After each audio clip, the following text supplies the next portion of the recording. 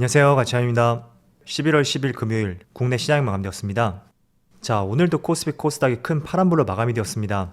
사실 이번 주 첫날만 제외한다면 내내 정말 이런 흐름이 나왔었고, 오늘도 코스피가 개파락으로 출발했고 그 갭을 다 메우지도 못하고 마이너스 0.7%로 마무리되었고, 그나마 조금 다행이라면 2400포인트를 이탈하지 않았다는 것이 조금은 다행이라고 볼 수 있겠죠. 이때 잠깐 이탈했었는데 빠르게 반등이 나왔었네요. 그리고 코스닥은 무려 1.7% 급락이 나왔고, 참 첫날을 제외하고 4일 연속으로 계속 흘러내리기만 했습니다.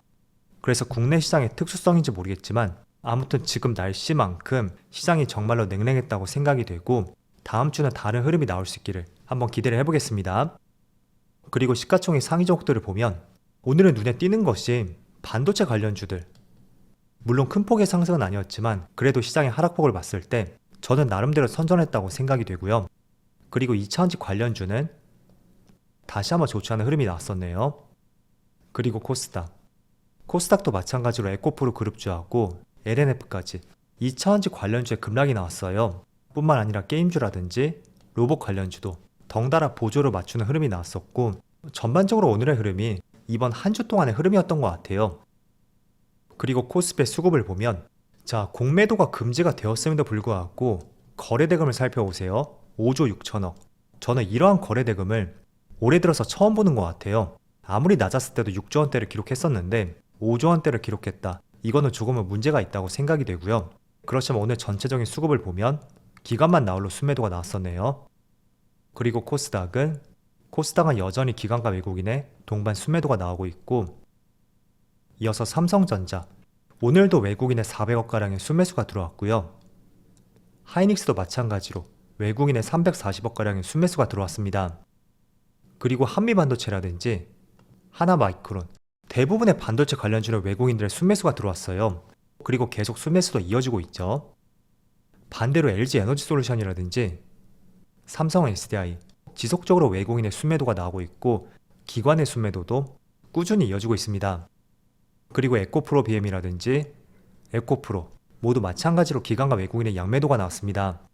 그래서 2차원지하고 반도체 약간의 수급 차이를 한번 보셨으면 좋겠고요.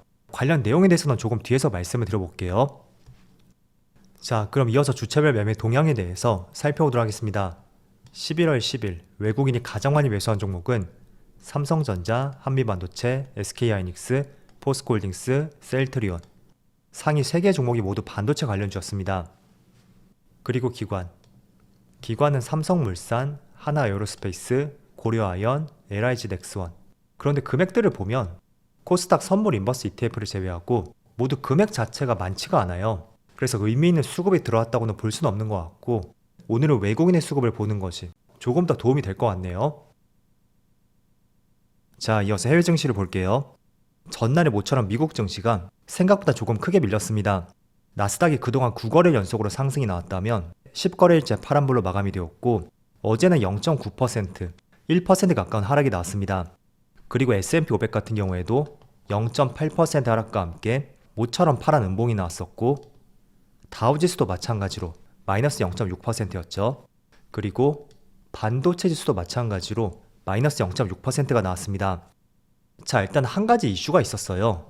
어제 파월의 매파적인 발언이 나왔었고, 물가 상승률을 2%대로 맞추기까지는 아직까지 갈 길이 멀다. 한 토론회에서 이런 언급이 있었고요. 그게 시장의 상승을 조금은 막았었던 하나의 결정적인 이유가 되었습니다. 그래서 장중한테 국채금리도 크게 뛰었었고, 시장 흐름과는 반대되는 섹터에서 어제는 불안정한 움직임이 계속 나왔습니다.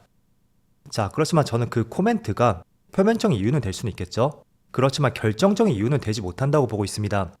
어쨌든 내용 자체를 봤을 때는 신선한 내용이라든지 우리가 새롭게 취합해 볼 수 있는 그런 내용은 절대 아니었었거든요. 그렇다면 그러한 이슈보다는 최근에 9거래일 연속으로 상승이 나왔었고, 또 제가 추세선을 많이 강조해드리고 있죠.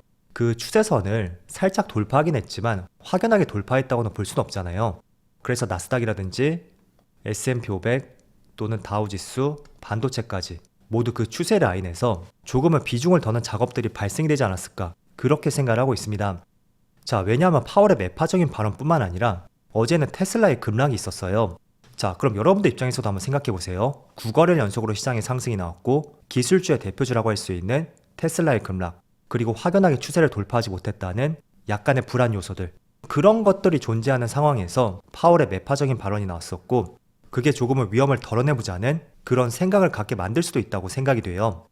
자, 그래서 계속 강조를 해드리지만 미국 증시는 이 추세를 확연하게 돌파하고 올라갈 수 있는지 그런 부분에 계속 참조하는 것이 중요하다고 생각이 되고요. 어쨌든 오늘 한 차례 급락이 나온 만큼 내일 밤이라든지 다음 주의 흐름이 정말 중요하다고 볼 수 있겠죠. 그래서 그런 흐름들이 오늘 국내 시장에도 연결이 되는 것 같고요. 추가적으로 아시아 증시를 한번 볼게요.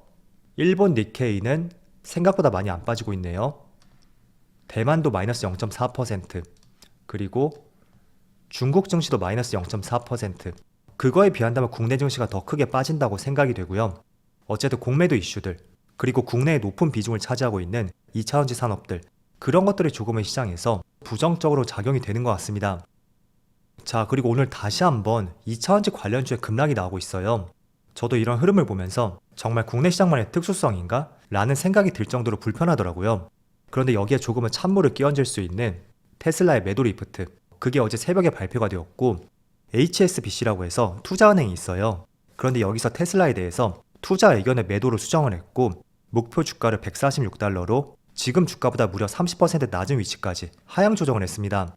그 이유로서는 첫 번째로 오너 리스크가 있고, 또 두 번째는 좋지 않은 전기차 시장의 분위기, 그런 것들이 전부 다 반영이 된 것 같아요. 그래서 이러한 이슈가 테슬라뿐만 아니라 나아가서 국내 2차전지 기업들까지 굉장히 부정적으로 바라볼 수 있는 하나의 요소가 된 것 같습니다. 자, 그래서 2차전지 관련주는 참 공매도 금지 이슈가 있었다고 해도 그 뒤에 계속해서 힘을 뺄 수 있는 좋지 않은 이슈들이 나오고 있습니다.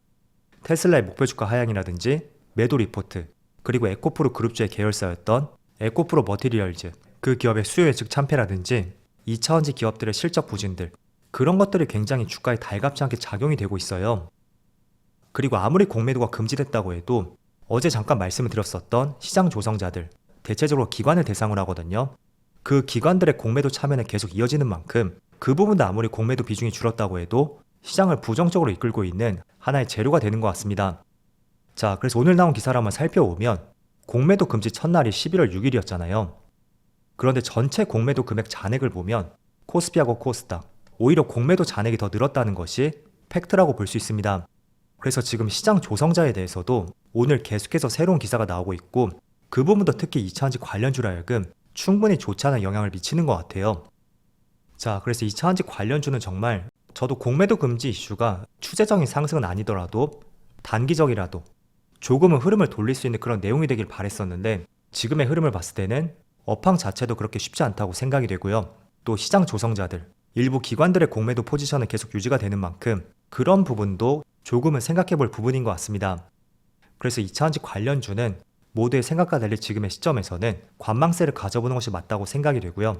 그런데 반대로 어제 제가 말씀드린 것 중에 반도체 관련주를 설명드렸었죠. 그 반도체 관련주는 오늘 다시 한번 강한 흐름이 나오고 있습니다.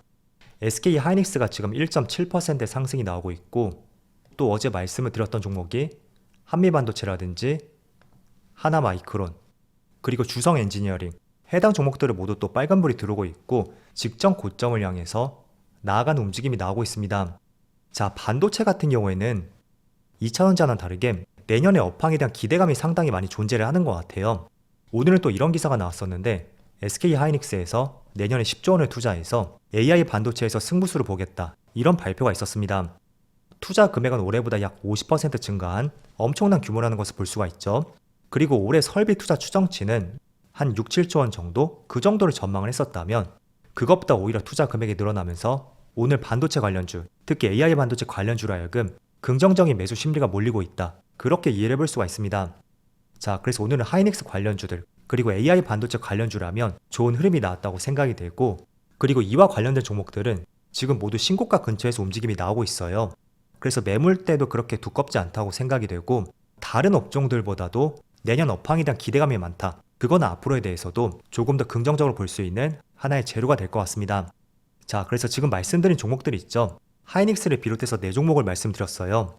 그 종목들은 필히 관심 종목으로 한번 분류를 해보시고, 이와 같은 주변 내용이라든지 차트 흐름들, 그리고 기관과 외국인의 수급까지 그런 것들을 같이 한번 지켜보시면서 한 번쯤은 투자해볼 수 있는 업종으로서 분류를 해보시는 것도 좋을 것 같습니다. 자, 그리고 이번 주 시장은 정말 이번 주 초반에 2차전지를 제외하면 딱히 투자할 만한 업종이 보여지진 않더라고요. 물론 조금 전에 AI 반도체, 그쪽은 투자를 해볼 만하죠. 그래서 어찌됐던 간에 지금 시장이 4일 연속으로 조정이 들어온 만큼 다음 주는 다시 정상적인 흐름이 나오길 한번 기대해 보고요. 그리고 코스피 코스닥을 모두 보더라도 아직까지는 완전히 추세가 이탈되진 않았거든요. 직전 저점을 이탈하지 않은 만큼 충분히 어느 시점에서는 반등을 기대해 볼 수도 있다. 그렇게도 보여지는 위치입니다. 그래서 오늘도 정말 어려운 흐름이었지만 다음 주는 조금 다른 흐름이 나올 수 있기를 같이 기대해 보면서 오늘 영상 마치도록 하겠습니다. 자, 그럼 어려운 시장이었는데 한 주 동안 정말 수고 많으셨고요. 저는 다음 주 영상에서 다시 찾아뵙도록 하겠습니다. 즐거운 주말 되세요. 감사합니다.